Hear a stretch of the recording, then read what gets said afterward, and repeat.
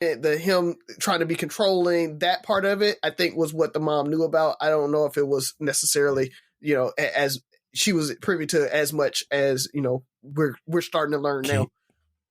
Keke kept the DV to herself, it seems, but she definitely didn't keep his penis size to herself because the mama kept referencing that too. I'm like, why does the mama keep talking about his package in such detail? What is Keke been saying?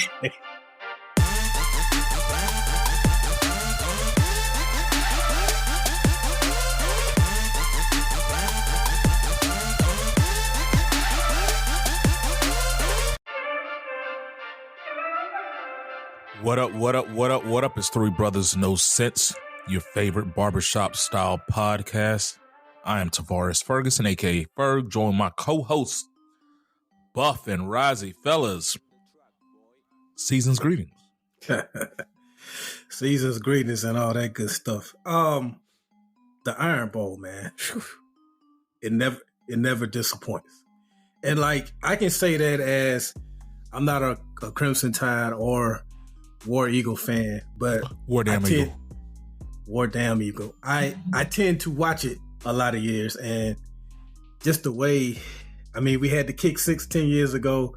I don't know what they've dubbed this one yet. I'm sure there'll be a name for it, but what was it? 4th and 31, Razi? Something like that. Somewhere, yeah. It was, yeah. Yeah. And what a crazy game, man. Props to the SEC. Well, those teams in particular, Iron Bowl, Alabama and Auburn, man. It's always a good game. Always close, no matter what the rankings are. So I enjoyed that. I do want to talk about the fact that there is major... First off, we've been gone for 2 weeks. So welcome back, listeners. Hope you had a great Thanksgiving. All that good stuff. There's division among conservatives. This whole... this Gaza-Israel war... It is like dividing people on the right, like unlike anything I've seen in a long time. You got Candace Owens and Ben Shapiro beefing. You got Tucker Carlson and Ben Shapiro beefing. You got members of the Republican Party that are not agreeing with continuing to fund Israel for this, while you got other members saying, no, we have to. So it's just been interesting to see how you got the old school love to go to war type of conservatives. And now you have these conservatives like, wait a minute, we need to spend that money in America. We need to keep giving them money. So that's been interesting to watch. And since we've been gone, man, it's been a ton of music that has dropped.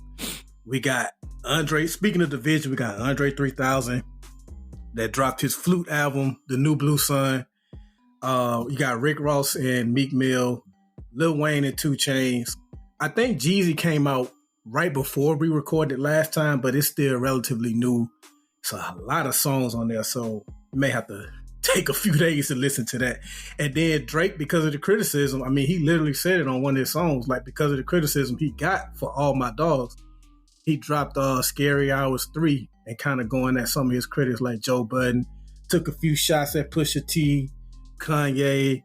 Some are speculating whether or not he took a shot at Kendrick Lamar. I don't think he wants that, but I think he did take a shot at him. So a lot of new music out there for you to check out, man. So that's all I got. It's been a lot that's happened since we gone. I'm sure we may or may not touch on some of it, but it's a lot that has happened since we left. Yeah, man. And did y'all see Drake is releasing the instrumentals for the album? So, and he's like making sure that anybody can get it, and he wants them to rap over it. So he's coming back to the streets a little bit for this one. So I like it. That's all I got. Me, man.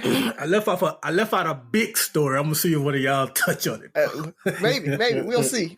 I don't know, but welcome to Goodburger, home of the Goodburger. I can't remember the rest of it, but may I take your order? Yeah, that. So I know you guys love the shit on Arby's, but Goodburger 2 is coming out, and Arby's has a Goodburger now. So if you want a Goodburger, hit up Arby's. They have the meats, and get you a Goodburger. So why y'all like? Anyway, shout out to. Have you tried it? No, I have not tried it because I got COVID and I can't go nowhere and do nothing right now. So, but as soon as I get out of this COVID slump that I'm in, I'm gonna go try it and see how it tastes. I mean, I did try Arby's burger when they brought the burger out, and it actually is pretty good. They cook it as a medium, so it's a little pinker in the middle than most people are used to with their burgers, but that makes it juicier. So actually, their burgers aren't bad, and so I'm kind of excited. I think the Goodburger would be a good burger. Get it? Huh? No. So anyway, yeah. So with that, I do have COVID, and so I am glad that I was safe and didn't expose anybody else. So I found out right around Thanksgiving, so that night of Thanksgiving. And for any of our listeners that don't know, we have this big thing called All Class Reunion at John L. LaFleur High School, and so we were super excited about going there. And because I started feeling sick and I thought I had the flu, I opted not to go to all class and expose everybody to it. And I'm glad I did, because I found out yesterday, we're recording on Sunday, so I found out Saturday that I do have COVID. I'm positive for COVID. So I would have been out there in those streets just raw dog in the air and being a super spreader to folks. So, good thing that I did kind of make that decision. So folks, please, if you are feeling sick, things like that, go take a test. COVID's still out there. COVID's real. And it can definitely harm people. I mean, people are still dying from it. So don't think that it's over or whatever. We still are in COVID times. So Did you get your COVID and flu vaccine this year? I got the flu vaccine, not the COVID vaccine. I didn't get the booster for it or whatever. And so maybe that's it. I didn't get a booster, but I ended up with the flu anyway. And so, I don't know if those matter much. But yeah, I didn't get the booster. So maybe that's it, Ferg. But either way, yeah. So I'm sick. I'm sitting over here. I'm sweating, then I'm hot, then I'm cold. Trying to figure all that out. So you guys might not hear from me as much today on the show, but you guys know I love to talk, so we'll probably figure it out, and I'll still push through it. And last but not least, man, the Marvels dropped. So anybody who's on this MCU thing, it dropped, and then it dropped. Over the 2 weeks, it had the lowest opening for any MCU film, and then it had the largest second week drop of any MCU film. I think it was like 78% drop. They haven't even broken $100 million domestically yet, and they spent almost $200 million on development for the production budget of it. So they aren't going to break even on it. They aren't going to cover any of the costs. There's a bunch of folks saying why they think that the Marvels did bad, but ultimately I don't think it was a good. It wasn't a good movie. Ultimately, I mean, when it comes down to it, and Hollywood has to kind of wake up. Disney has been taking L after L. Wish opened up this weekend, and it's bombing at the box office too. So it's just all the movies right now. It's too expensive to go to the movies for bad movies. It used to be that you used to be able to ride out on, it's a Disney movie, we're going to make money. It's an MCU movie, we're going to make money. And it's not like that anymore. People are being really particular, especially Disney has to think through it, and Marvel has to think through, they are a normal movie now. It's not where you can just ride on the name. You have to actually make a good movie, promote it, make people want to go see it. And that's, I think, Marvel's biggest issue. Because what I'm hearing about the Marvels is it's actually an okay movie. It's a pretty good movie. It's not horrible. But at the same time, people aren't going to go spend the money that they would for an okay movie. And so Marvel just can't lean on the Marvel brand. They have to make good movies.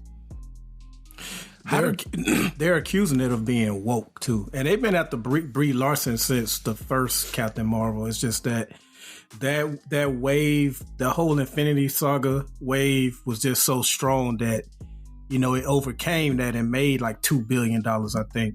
But now I think the whole woke argument is caught up with Marvel, and they feel like she as a person is woke, and they feel like the character in the movie is too woke, which I disagree. I think Marvel has other problems, but I think that narrative is starting to catch up with them. Yeah, but they aren't. I mean, they are looking at diversity.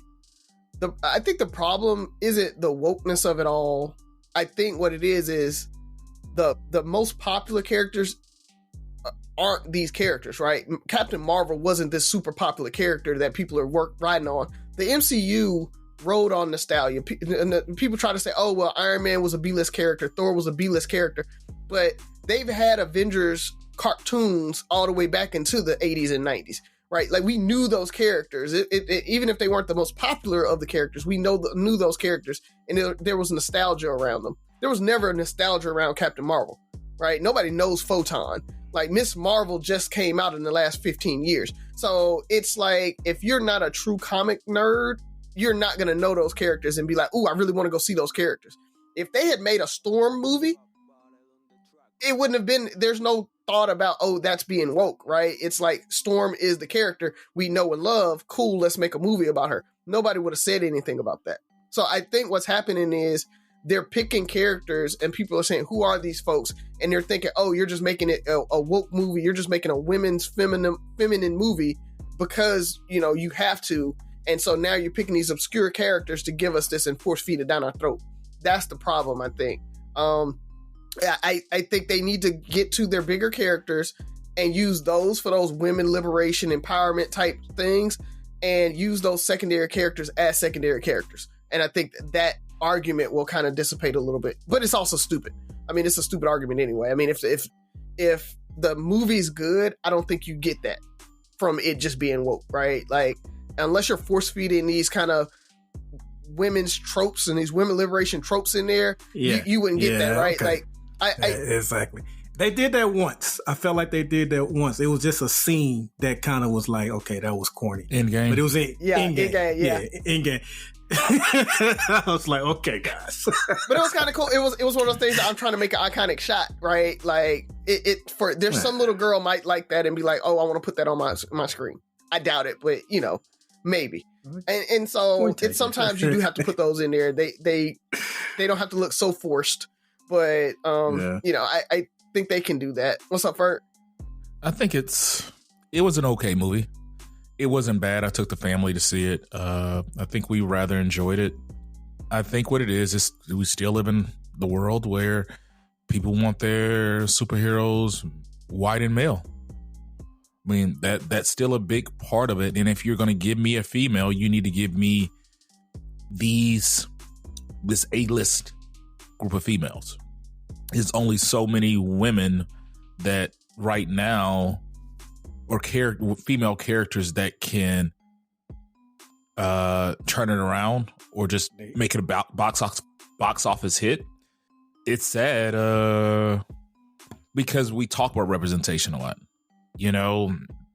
Let's give them the benefit of the doubt and say, let's try to give some representation. I mean, in the last couple of years, they had Namor as Hispanic, and you got the Black Panther coming out. They've made Thor a female. They've done a lot of things, and it seems like all those things get pushed back.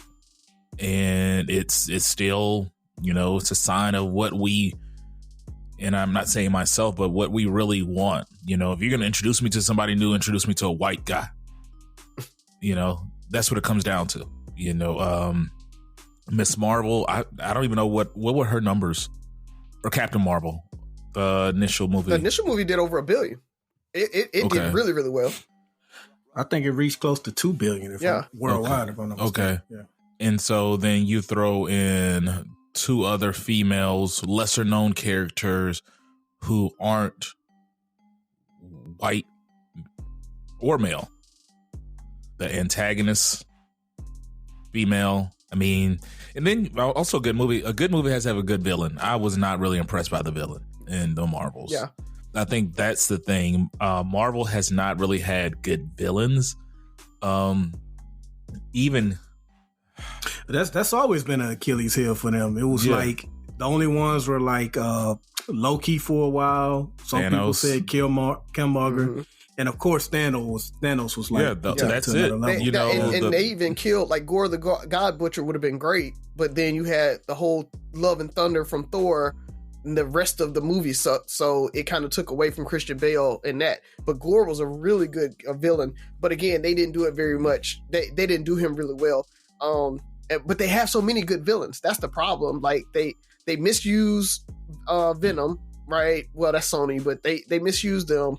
The Fantastic Four, when Fox did them, and they had Galactus and Doom, like some of their best villains just aren't being used right now. So they're pulling out these B-list characters, and their villains are just C-list, if not D-list. So some of the villains that they're pulling out just aren't that great, and then they're not doing them justice when they go through the movie.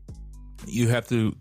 People want to get somebody nostalgia sells or recognition sells. Somebody I can, I've heard this name before.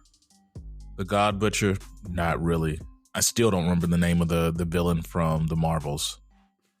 And that was the most recent movie I saw. So, well, best of luck to them. It was a pretty good movie. It was a good family movie. My daughter enjoyed it, which was great. Yeah. And to me, that's all that matters, because my son has plenty of things to watch and relate. He's a Sonic fan, so he can relate to Sonic. My daughter can relate to Photon, so it is what it is. Outside of that, how was your Turkey Day? I don't even like calling it Turkey Day anymore, because I don't know if people are still eating turkey. I feel like Thanksgiving is becoming less traditional. No, we had turkey here, and it was good. It was good. Fried it, second time doing that, so I think I've mastered it now. Because it got even a bigger bird than last year. So Tabitha definitely challenged me by doing that, but everything came out good, man. Okay. Jasmine made an Asian inspired dessert that I don't think she cared for, but it was good to see her try something new. But it was good though. I ate some of it too, because I just was proud of her for even doing it. So, okay. Good day. It was a good day, man. Cool. What was it that she made? Do you know? Was it like mochi or? It was made with red beans. So let's just start there. Like red bean pastry or something like that. Yeah. So it was like this red bean mush, and then you wrapped it in dough, and then you steamed it. So, but it wasn't bad. It's just, when you eat a dessert, you don't expect red beans. Yeah, that's definitely a huge. I know she's in the anime, and that's like real big in like Japanese culture and anime and stuff. Yeah, they do red bean paste, red bean like dumplings and all kind of stuff. They have a red bean exactly stew. What it was. Yeah. Yep. Cool. But I ate some for my baby. Yeah. Now, it was good for us. I went down to Mobile, and it's weird because I'm the only one that's outside the city now. All my sisters and my mom are in Mobile now, back in Mobile. And so it was kind of cool. I got to walk in and not have to do anything but bring that cranberry sauce, because I'm traveling. I'm the only one traveling. So that's how I ended up with the cranberry sauce. And didn't even bring that, actually. So they already had some. So they didn't even use my can. But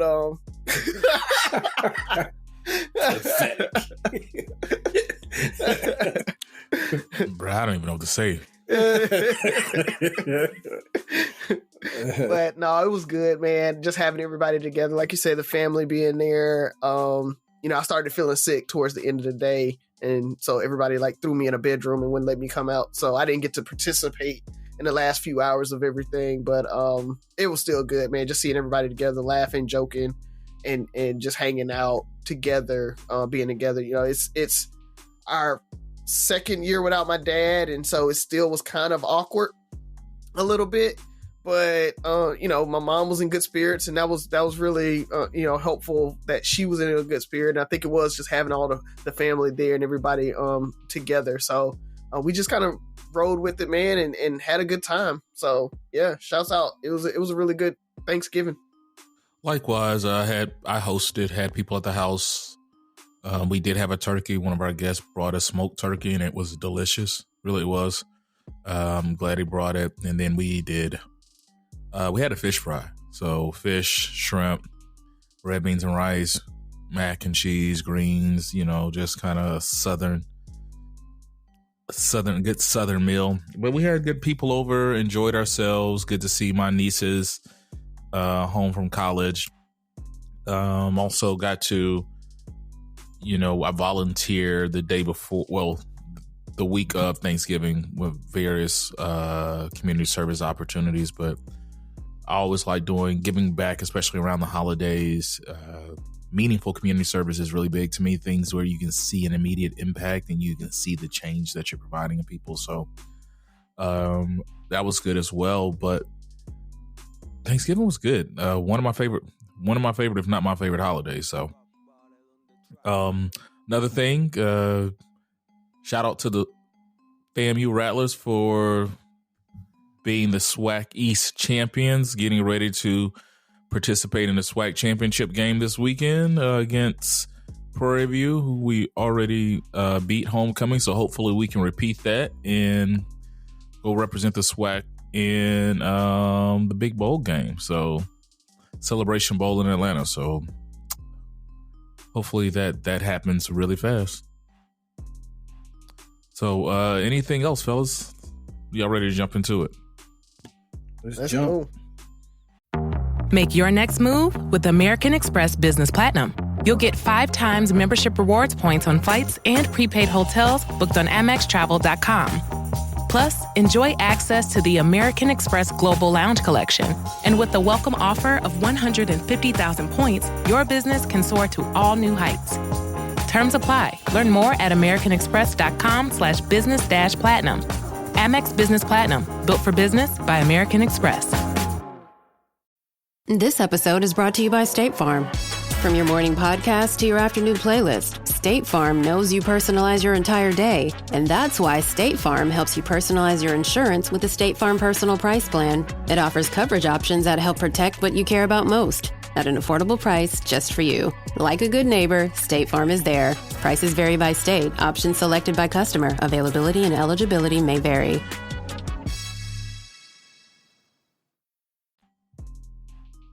And Sophie can't come in and tell a joke because she can't come in and be near me. So, and I don't have one, so we're just gonna go. So who's up first? Maybe I'll slide a joke in there somewhere later on. Okay, I thought you was gonna use the one Hooli gave you one this week. He did. In the text thread. So. Great, you want to deliver it? You remember it? Not really, because I didn't even catch on at first. I thought he was legitimately asking a question. All right, Buff, let's go. Let you go first today, sir. All right, this is kind of like this is actually like a repeat question. Okay. But it kind of narrows it down to something more specific, because I can't remember if you asked Ferg or if I asked, but I remember we asked, what 3 people would you want to have dinner with? So it's this question is pretty much the same, but slightly different. What famous person would you like to meet, and what specifically would you want to discuss with them? So we're removing all the I wouldn't want to meet such and such because they probably wouldn't have the time of day for me. Like, we're assuming that this person, wants to, is open to speaking with you about whatever it is you want to talk about. And it isn't going to be an asshole, because a lot of these celebrities, they say you never want to meet your favorite famous person. Your heroes, yeah. yeah, you never want to meet your heroes. So let's assume they're not behaving like that. And you get to discuss whatever it is that you want with them. Who and what would the topic be?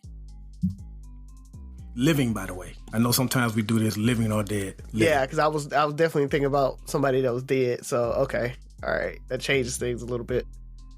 I'll probably go with Wozniak from Apple fame.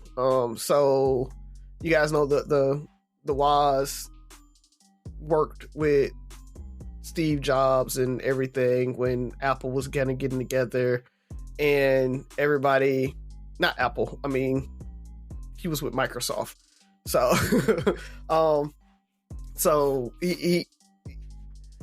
I got brain fog, but he was the one that actually did most of the developing and all that stuff when, who was it over Microsoft? Not Jobs, but Gates, Bill Gates. Yeah.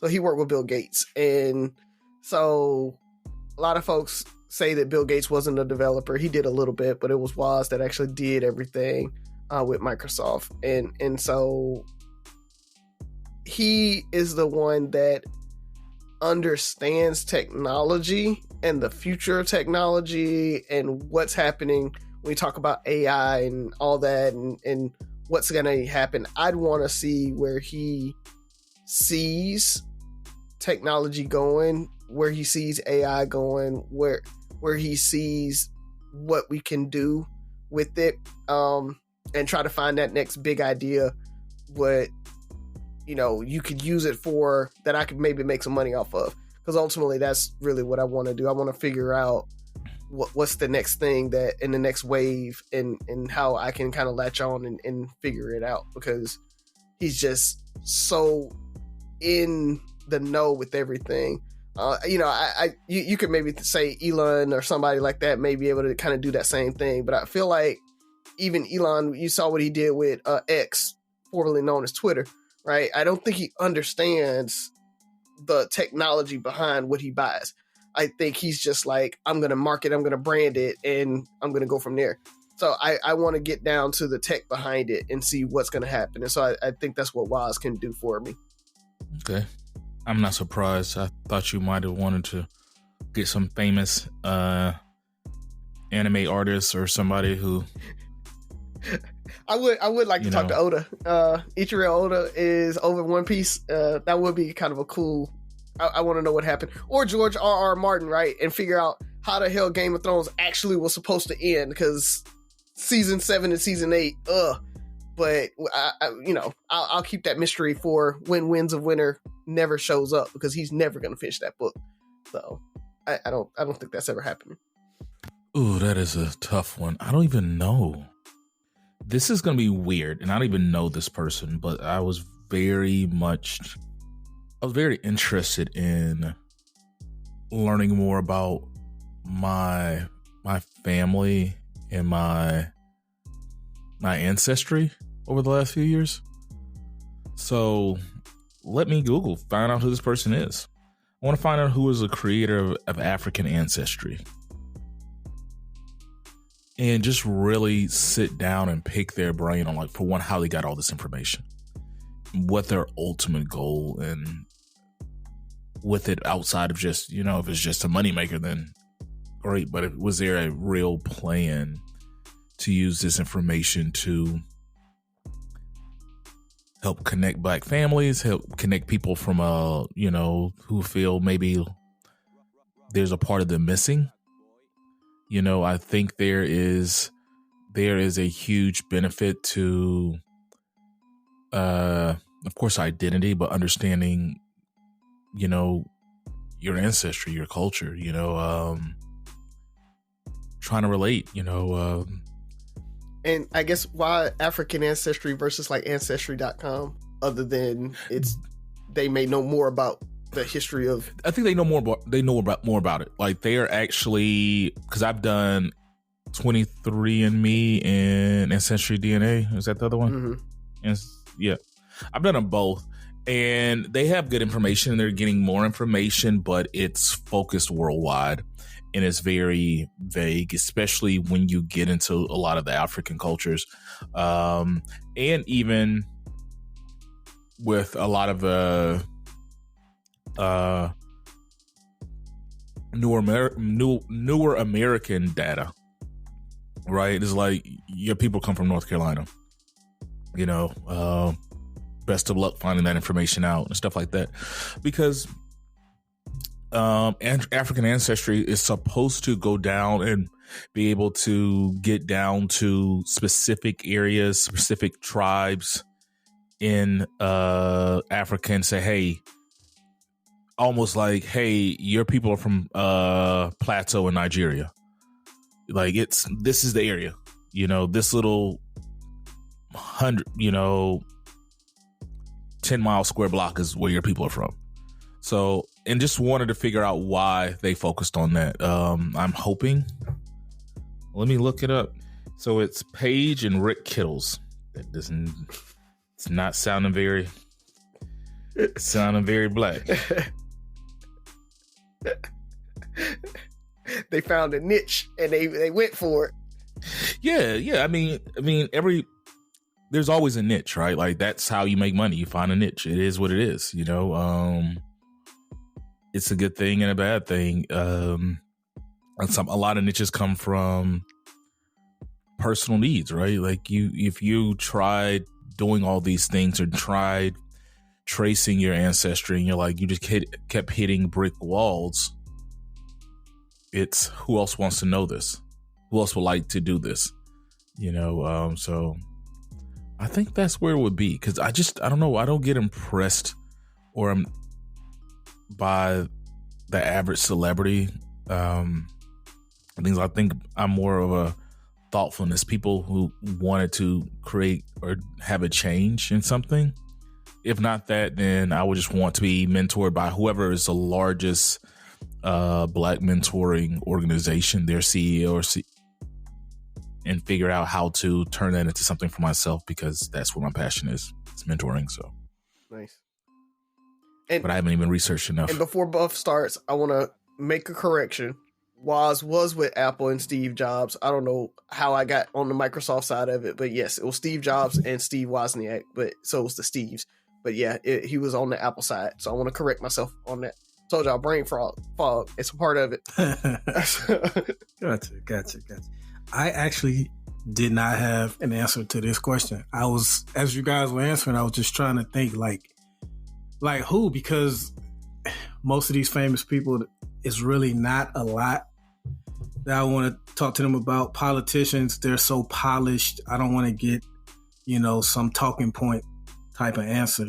So I came up with two possible answers. One is I was wondering would I want to speak with every Black billionaire and ask them, do they have any interest in starting, like a Black owned bank? And a lot of the things that Orazio's buddy talks about, like, does any of that, Umar Johnson, by the way, does any of that get to them? And is that something that they have attempted and just found roadblocks that they were not able to get through? But my other one is, I think how we're portrayed in the media and stuff is very important. It definitely plays a big part in how racism remains in this country and how Black people are perceived. And then you look at how women deal with a lot of that as well. And I was trying to think of like one of the more famous Black women journalists, and I came up with Gayle King. I'm not sure if she's a journalist, but she does a lot of reporting and stuff. And I just would like to ask her, because she's been accused of being too critical when it comes to like Black people that are going through something versus white people. Like a lot of people like to point out how she was friends or friendly with Harvey Weinstein, her and Oprah were. But then she has said like very critical things about, I think, Chris Brown or whatever like that. Robin Roberts has gotten a lot of this as well, so she can fall into this category also. But I would like to ask them, have they felt pressure to be harder on Black celebrities because it was so hard for them to get where they are, that they feel compelled to try to prove that, hey, I can be tough on my own people in order to please their bosses? Is something that they felt, or is that just something that Black people are just sensitive about when it comes to our celebrities and will criticize you anytime you're critical of an R. Kelly, of a Chris Brown, of a T.I. or anybody who has gotten in trouble multiple times? I just would like to see what type of pressure they felt, not only in the position that they're in now, but as they climb the ranks. What type of things did they feel like they had to sacrifice or do in order to get to where they are?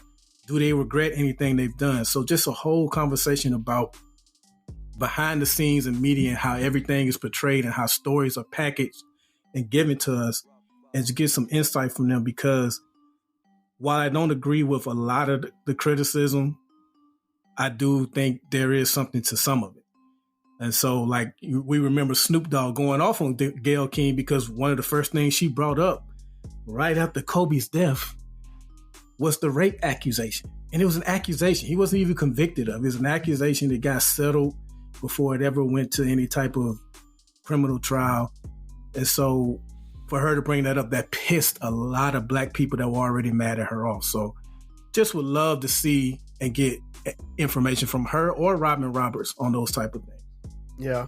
And that's just something I thought of because I could not think of an answer to say. And that's sad though, bro. That like our most famous people out there, you don't really want to pick their brain on much, right? And that's a sad state of affairs where we're like, yeah, I really don't want to talk to that person.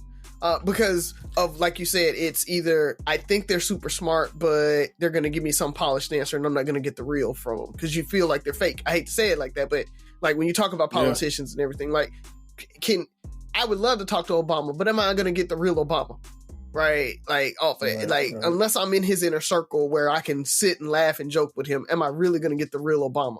And I think so. If you put it in that terms of, you're going to get the real them, like they're going to open up, they're going to give you everything about the real, then yeah, it probably would be Obama, right? Like you want to talk to him. But again, I didn't pick him for that same reason. I didn't feel like I was going to get the real him. I didn't feel like I was going to get everything that I needed out of that conversation. And so it's just really sad, man. And also social media gives you this, they all have this platform, right? I can go follow them and get probably all the nuggets that they have off their social media account. That's why I didn't name Bomani Jones, because I love Bomani Jones, but I feel like I damn near know pretty much every answer to what I would want to ask him.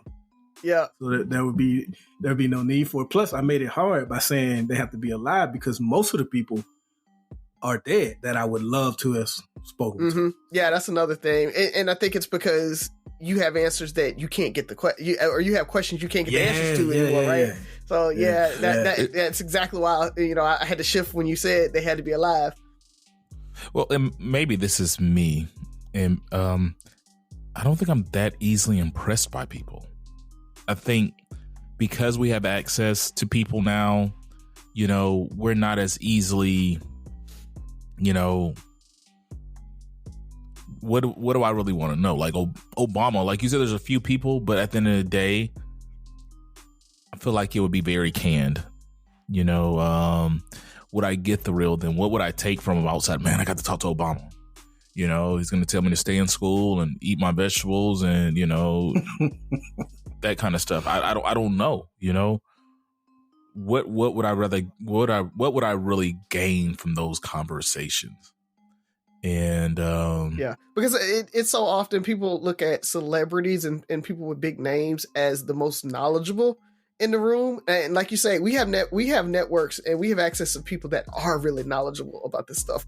Like I have doctors that work at the CDC that I can in my phone that I can call. I have high-powered lawyers. I know C-suite individuals in Fortune 500 companies in my phone that I can call. So it's like, because they're a celebrity doing it, it's like I have just as much access with people that I could get the real from. So why would I be like, oh yeah, I want to talk to Jamie Dimon, who's the CEO of Citibank, I think, or is it Chase? I can't remember. Jamie Dimon's one of them, of the big three. And so why would I want to like, oh yeah, I'm gonna go talk to him when I could go talk to, our chief economist at PNC right now? Like, I could just chat and be like, hey, can I ask you a couple questions? So it's one of those things that I could get down to the information much, much faster with my network that I have right now. I know most people don't have that, and so they may just be like, well, I want to talk to Jamie. But I think ultimately, we're at that level that we have that access that a lot of people may not have. Like with you, Buff, you could just randomly be like, hey, Senator whoever, your Congresswoman whoever, let me ask you this. And they'll probably give you the time of day, right? So it's a very different for us saying we want to talk to them than you talking to them. Oh, that was a lot of flexing you did, by the way. Oh, no. Who else was your phone? Yeah. So I didn't want to let you escape without saying that. Yeah. Yeah, we got a bunch of buddy. That's a you. You got them too, Ferg. That like. Yeah. So, good question. Well, your question actually is going to kind of segue because I'm into my question. I kind of finished by saying I don't think we're that easily impressed with people. Would you guys agree? Yeah. Mm-hmm.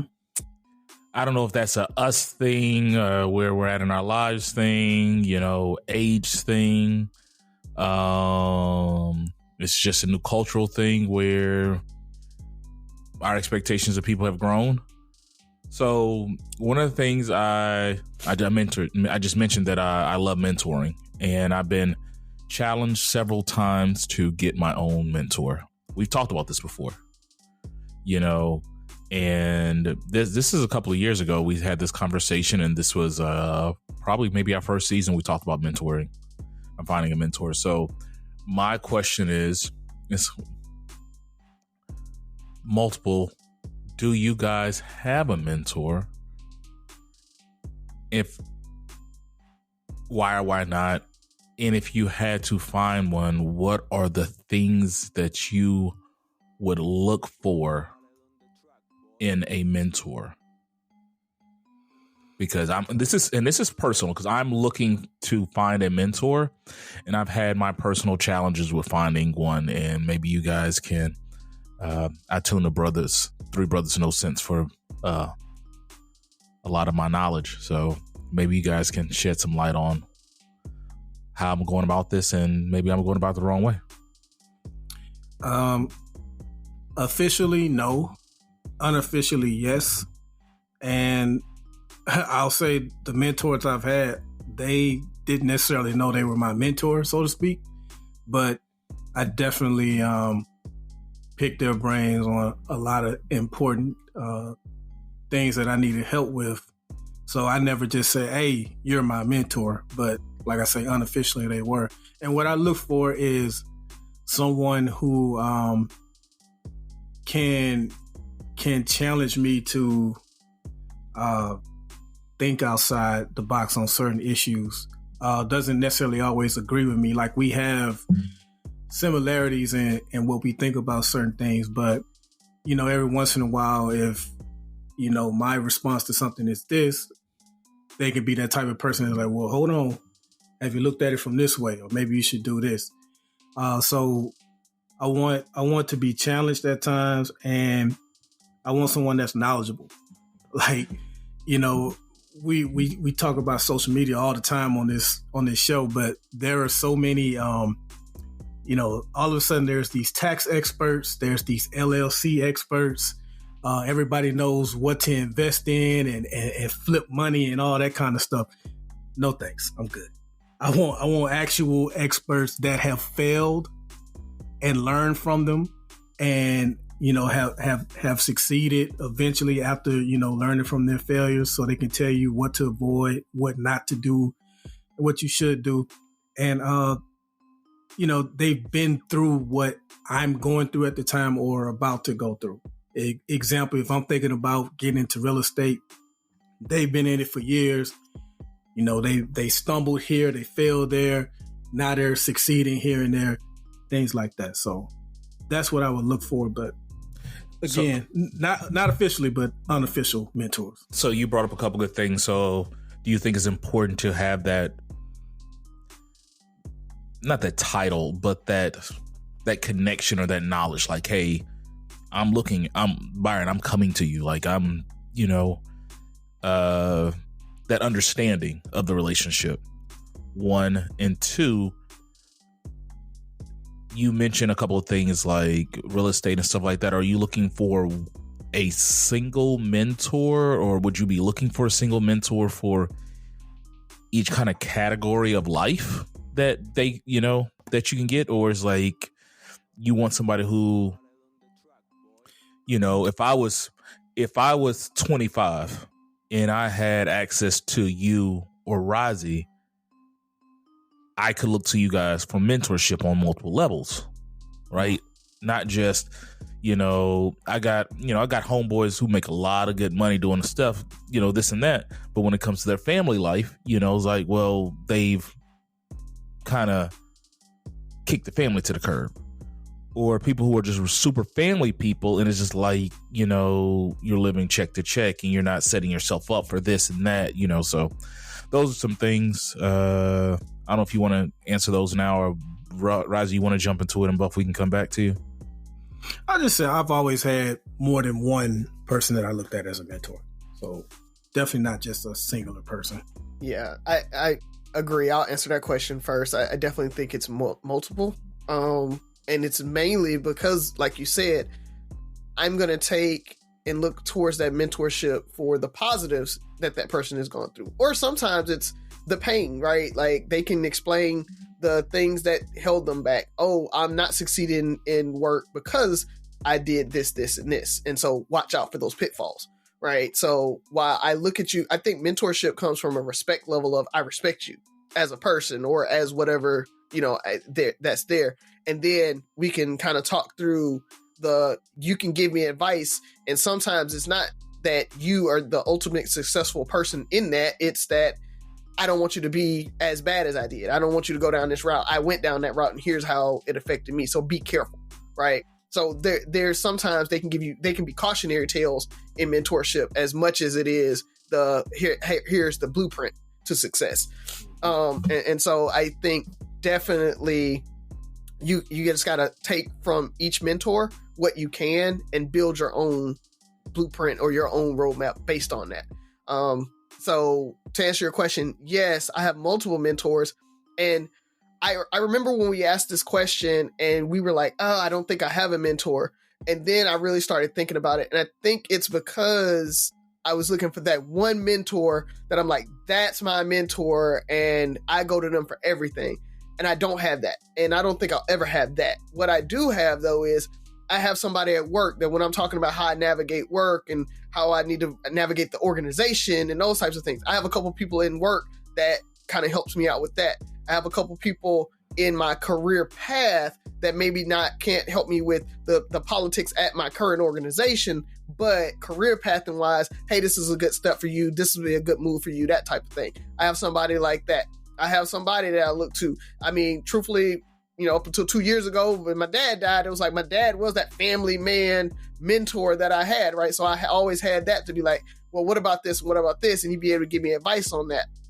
And so now it's like, I don't have that family man mentor anymore, but at the same time, I have you guys that I could talk to. So ultimately it would be you guys, right? That I can kind of look up to and talk to, because we're at that point now that we've seen a lot of the pitfalls. We're at that age where we can talk about family life together. We don't need a mentor to talk about it because we can mentor each other, right? More as peers. So I don't know if I need a true mentor in that anymore, because I mean, I've got enough life experience and friends that have life experience that we can mentor each other.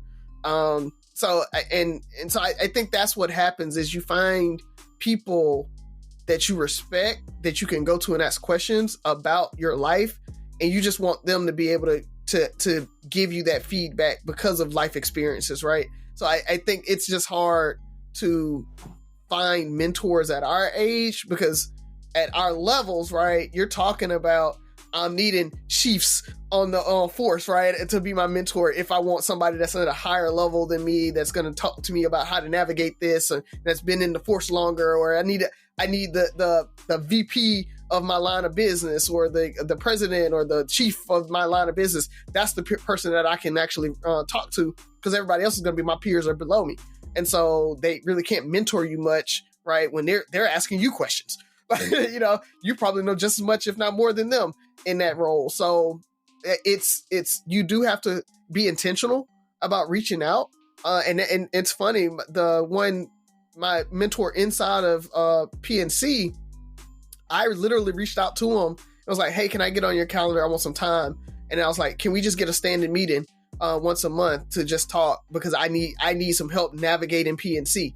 And by our second meeting, I was like, hey, you're my mentor, whether you know it or not. He was like, oh no, that's fine. Right. Like it's one of those things that we like formally said he's my mentor, because I'm like, I respect you enough. You're high leveled enough. You've been in the organization long enough. I need to know how to navigate this organization. And so that's how we kind of formed that like non-formal, because we have a formal mentoring kind of set, thing, but at the same time it was an informal, but he is my mentor. He knows that, I look to him for mentorship. So that's kind of how I use it, man, is I've gotten out of the idea of having a single mentor, because I don't think you're going to find that one person that can answer all your questions and get you everything you need. And just finding what you need and finding somebody that can provide that for you. And maybe they have an expanded knowledge set that can kind of cover some other things, But if not, you find another mentor for those other things. And then you end up with this mentorship group that you can kind of look to and say, hey, I've got these 4 or 5 people that I can call and get their input on this. And I know I'm going to be able to figure out what's happening based off that input from those folks. Okay, fellas, thank you. I mean, that's very helpful. So you guys both gave me some things to think about. One being, Razi, you kind of hit it on the head.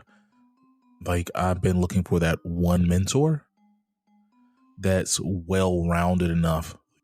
And I said, I don't think I'm great at any single thing. I'm just good enough or good at most things, and it's like, I think my therapist even said, I'm kind of looking for that version of me, that Ferg 4.0, right? Like, they're like, okay, if I'm here, is there a version of me or somebody who's well-rounded enough that can give me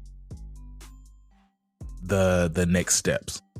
Right. And I'll tell you, that gets harder and harder the higher and higher level. Like, when you were Ferg 1.0, you probably could find mentor that was at Ferg 2.0 that could get you to Ferg 2.0, right? That single person. But Ferg 3.0, you need 2 people to get you there because there's no one person that can get you there, right? And so as you get more higher leveled, it's just way harder to find that one individual person. You got to find multiple because, I mean, it's like getting a doctorate, right? You can't get a doctorate in all kind of stuff, right? You can go get a bachelor's and it's a general knowledge, right? Then you can get a master's and it's even more defined, but it's still a broad knowledge set. But then when you go get a PhD, it's like you're poking out and it's just like, I'm really, really good at this one thing. And so as you start hitting those rungs, you got to find people that can cover multiple things, man. You can't look at one thing for it. And I agree with that. And I think my challenge still is getting past the fact that because you're, that PhD in finance or whatever, do his strengths expose his weaknesses more, if that makes sense, right? You have, I know a lot of very successful people, like I was saying earlier, who are very career oriented, but when it comes to their families suffered. They got it. When they out here, they making great money and ain't tricking if you got it. They out here living their best life, doing it all. But when it comes to the wife and kids, it's different. They're able to say, I live off 50% of my income and do this and this, but you're a single person and, your disposable income is different. Or somebody who's very family oriented, but they're not doing other things, everything revolves around that. So it's kind of like, how do I find that balance? And I think that's part of, I'm very much into balance. I'm not too one way or the other. That's why I feel like I don't really have any super special talents or anything like that, because I try to be so even keel with most things where, I'm not all one way or the other. So guys have given me some things to think about. I'm going to take those things, what I call my values, the things that are most important to me and the things that motivate me and how I maneuver life, and find a few people, maybe some of those things can go hand in hand, but a few people to, finances, even mental health, just some people who are just at peace at life. That's one thing. How do you maintain all of this? Mm-hmm. How do you be that loving husband, that loving father, that provider, but still not lose yourself and just stress yourself out? What are you doing with all that? So yeah, and what I will tell you, because I mentor a lot of people, and the thing about mentoring is they oftentimes come to me wanting me to give them the roadmap, give them do this and then do this and do this. And like you say, you got to maintain balance. So don't go too far on this one, don't far on this one. And I think it's you have to take from your mentor the nuggets of, hey, I'm in this specific situation. I need help with this thing. And they can give you some advice on that. So maybe the guy that is excelling at work, that's sucking it up as a family person, you're like, hey, I'm trying to get promoted at work, what I need to do. And that person can give you all the great advice to get promoted in that, right? And so you have to decide, am I going to take that? And maybe it is, not going on my kids with this vacation, but I'm going to get promoted and then I can kind of swing back, because it's not this all the time. Like we when we talked about, putting your family or your wife before your kids, right? It's all about who needs the most win, right? It's not all the time the parent comes first or the wife comes first. All the time the kids come first. It's what needs to happen right now. And sometimes it's, hey, I got to focus on work so I can get this promotion or whatever. And that's going to be the next 6 months of my life. I'm about to grind this out so I can get this promotion. Manager position's coming open. I know it's coming open because my manager said that they're retired and I want to be the one that they look at, yada, yada, yada. So I'm going to go to more after hour events and stuff like that. And so that mentor told you and gave you that playbook to have to do all of that, where they're good at that. They can get promoted. They can get you that. And so sometimes you gotta take what the mentors give you and you got to make your own decision with it. So just make sure that you aren't going into a mentorship relationship. And I'm probably talking to the listeners more than anything else. Don't go into a mentoring relationship with saying, mentor, tell me exactly what I need to do. Because that's not how mentorship works. It really is them saying, here's some advice. Here's how you can navigate this. Here's how you can navigate this. But you got to take all that in and figure out what works for you based on that. So don't put that pressure on the mentor to have to tell you exactly what you need to do.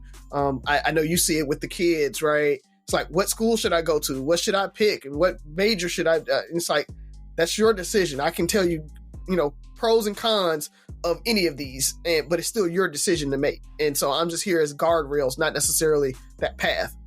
Okay. Definitely good advice, fellas. My goal is going into 2024 by the end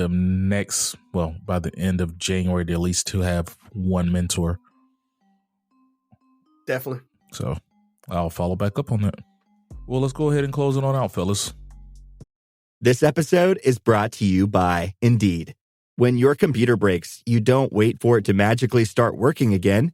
You fix the problem. So why wait to hire the people your company desperately needs? Use Indeed's sponsored jobs to hire top talent fast. And even better, you only pay for results. There's no need to wait. Speed up your hiring with a $75 sponsored job credit at Indeed.com/podcast. Terms and conditions apply.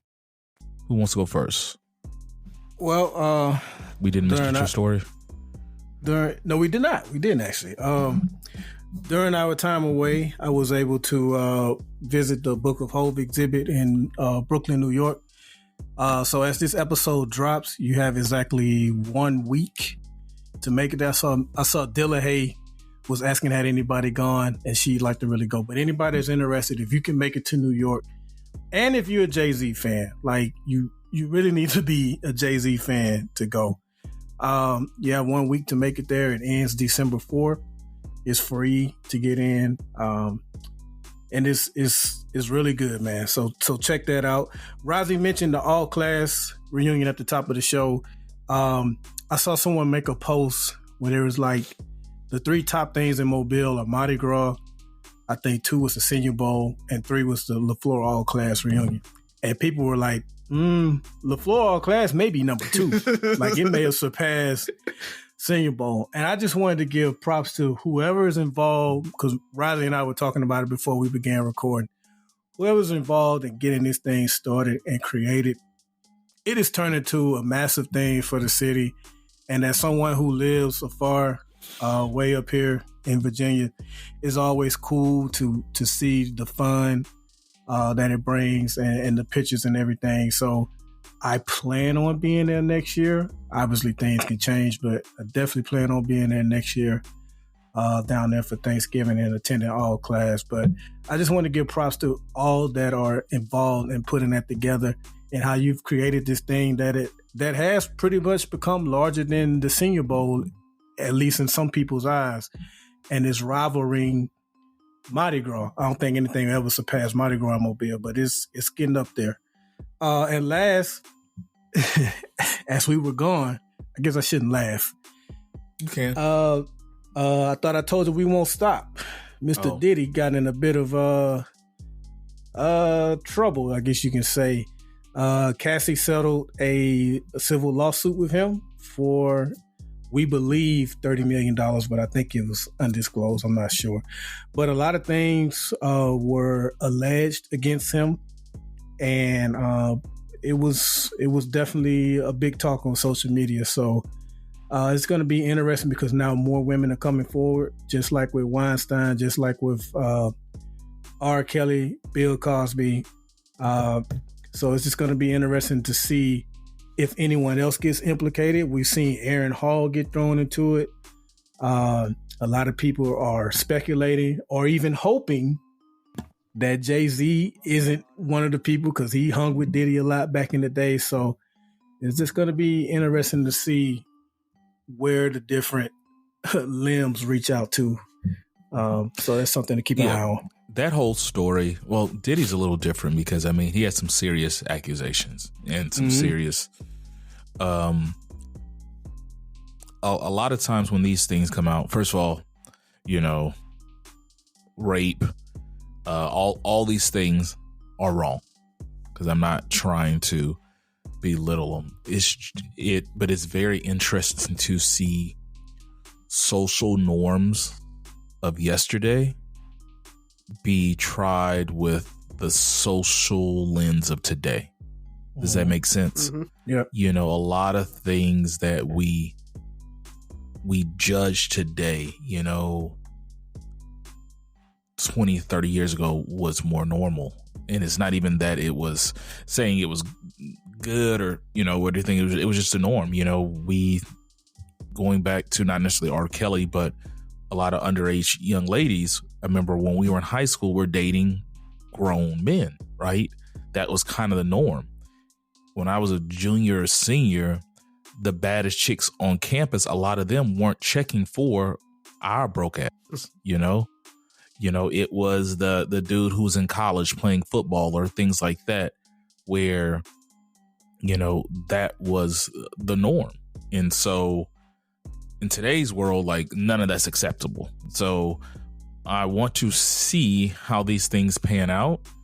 And I also want to see if people are going to give them, I don't want to say the grace, but it's almost when you look at the situations around it. Like, I forgot when the Me Too movement was first started, and whatever celebrity just came out and said, like, we're all victims of that time period. Like, the ways we were taught, the things we were taught, the ways we were taught to move were normalized. A lot of people have to be judged. It's gonna be very, very interesting. So, but my bad for cutting you off. Oh no, that's all I got. Couple things. So, we saw Keke Palmer back in the news with Usher catching strays on that. So, her and her mom. There's a video or audio out now of you know, her and the baby daddy. I never remember his name. That's how unimportant he is in this whole situation. But Darius Jackson, yeah, where him and her were fighting, and I just will say, Keke Palmer's mama is a gangster. So she was dropping all kind of F-bombs and calling like him a pussy and a F, and it was crazy. So yeah, I was surprised at that. I did not think her mom would be that hood, but you know, it is sometimes you need that in your corner to call you out and make sure that guys don't overstep. So what I took from that audio, first of all, her mom is very involved. I'll say that at least. Some of her comments were just, right. You know, luckily she's not in a world where she can get canceled. But what I did take from that is she seemed very open and had no filters.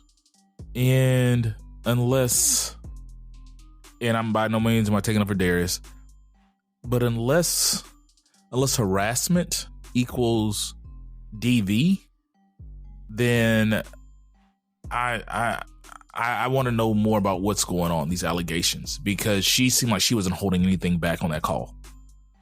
And she just kept saying, you keep harassing my daughter. You keep harassing my daughter. What kind of dude calls her this? What kind of dude calls her that? So I'm assuming she didn't know she was being recorded. So it seemed like she had no filter. So if, she seems like the type of person, if he had actually hit her, if she was aware of Darius touching her and putting her hands on her, because she threatened didn't she pretty much threaten to get him raped or something? Like she was just she was did. All kind of like. So I think that was specific to the Usher Vegas thing. Okay. I don't think she knew about the DV at the time, perhaps. But I heard that, and I could be wrong, that she had reached out to his brother in the past about domestic violence or something like that. Maybe. I do know everybody called her Stray. His brother called her Stray. Usher.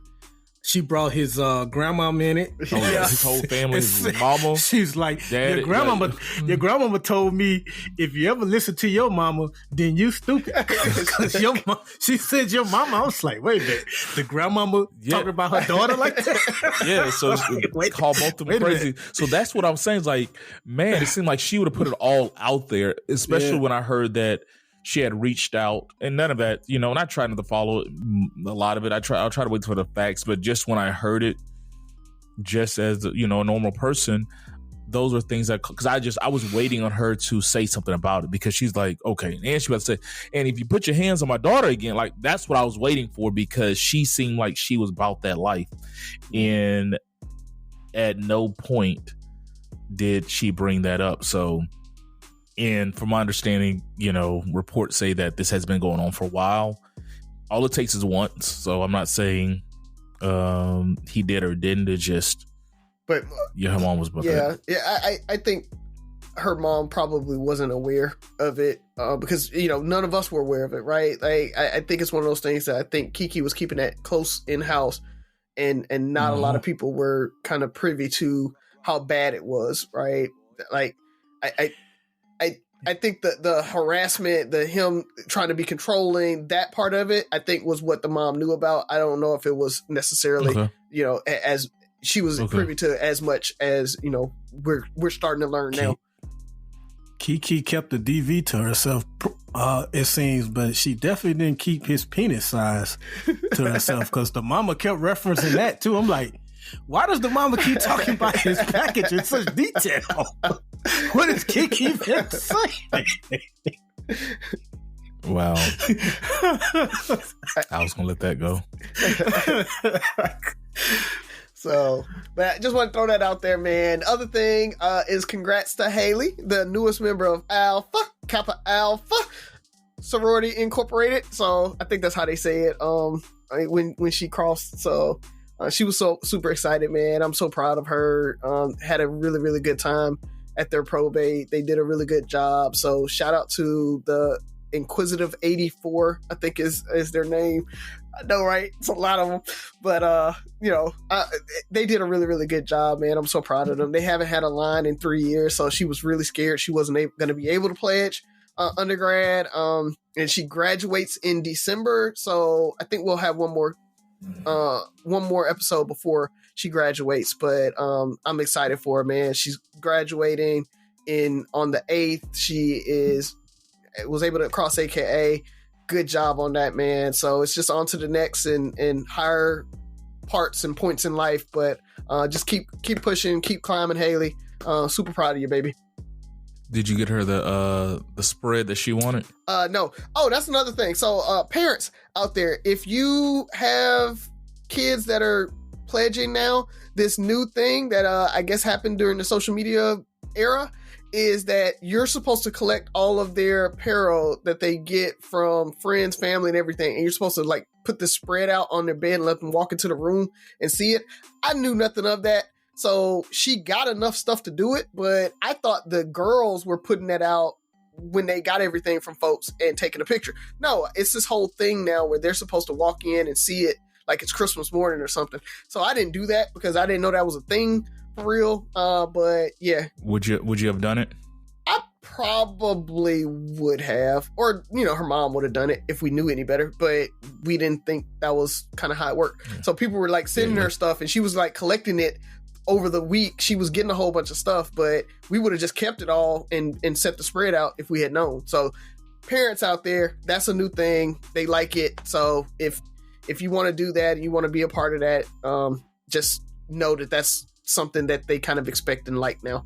I don't like it. I don't like this whole social media, gotta like do that type of stuff, but I'm not a big gift surprise person anyway. So, but you gotta speak in their love language, Ferg, not in yours. That's